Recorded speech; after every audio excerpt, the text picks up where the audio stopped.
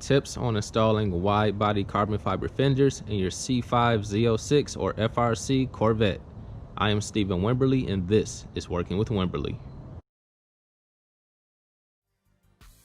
So here you can see that I'm removing the factory quarter panels. That job isn't really that hard. You just have to remove the proper nuts and bolts to do so. And before I get started, I want to recommend that you watch Replacing the Quarter Panel from Yellow Vet 04. This is a good tutorial. Also watch the Wide Body Fender video from My Corvette Life. Again, this is a good tutorial. And also the Wide Body Carbon Fiber Quarters by the Carnivore's channel. He goes over some of the panel gap issues that you might run into as well. So why am I making this video if there are already quarter panel removal videos? It's because all of those videos are on the Coupe. And the Z06 is a little different. The Z06 rear quarter panel has 3 screws that you cannot get to. They're tucked under the top. And the reason I'm making this is online there are back and forth debates about whether the quarter panels are slotted or not in order for you to get it out without cutting them. And I am here to actually show you that the quarter panels are indeed slotted and you really have to yank that quarter panel off of the car.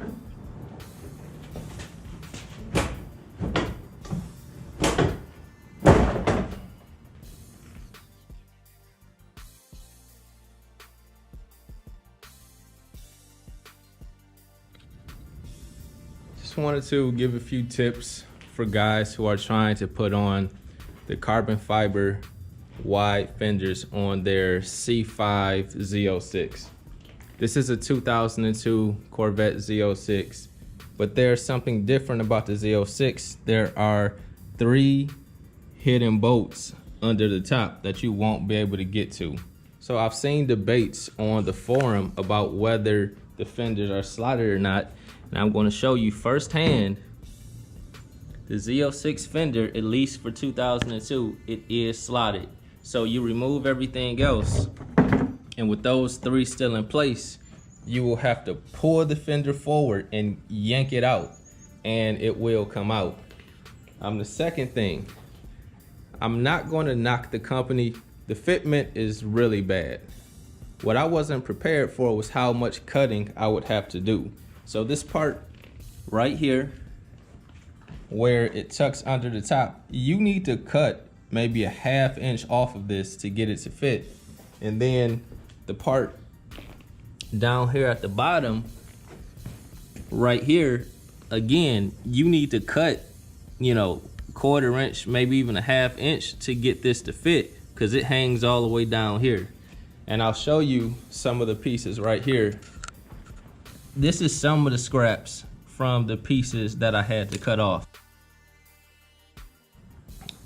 I made the mistake of trying to use the old fender as a template to drill my holes. Don't do it. This fender is close to the shape of this, but it's not close enough. So what I ended up doing, which worked way better, was I would place a piece of masking tape on the inside of the panels, and then from the back side I would mark it with a pen or try to scratch the mark. That's going to be your best bet. If you drill the holes out exactly like they are on here, it won't do you any good because this fender is shaped differently. I'm not sure if there was something happening with the mold or something, but this is far from a bolt on. So I just want to mention that if you're going to do the carbon fiber wide fenders, just keep in mind you're going to have to cut it.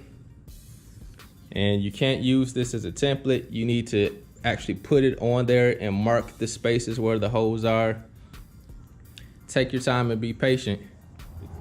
Here we have the wide body carbon fiber quarter panels on the Corvette.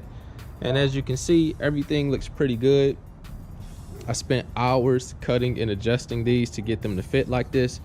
And I do want to show you one of the places right here where you usually have a very large panel gap.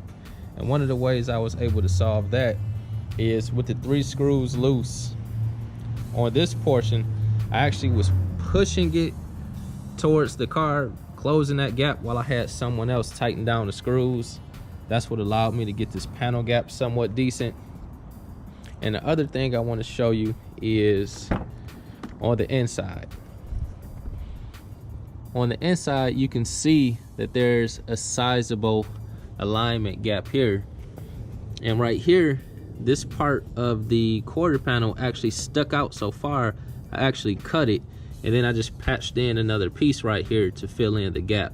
But I had to cut this off because it stuck out almost like an inch. So the fitment on the inside of the door jamb isn't great, but it's not a huge concern for me. When it's closed, everything looks good.